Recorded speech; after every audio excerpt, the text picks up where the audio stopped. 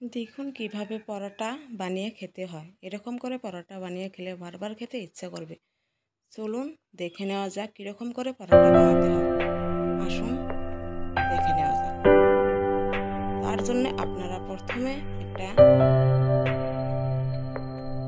বাটি নিয়ে নেবেন। বাটিতে 2 কাপ পরিমাণে ময়দা নিয়ে নেবেন। তারপর আপনারা অল্প করে লবণ দিয়ে দিবেন।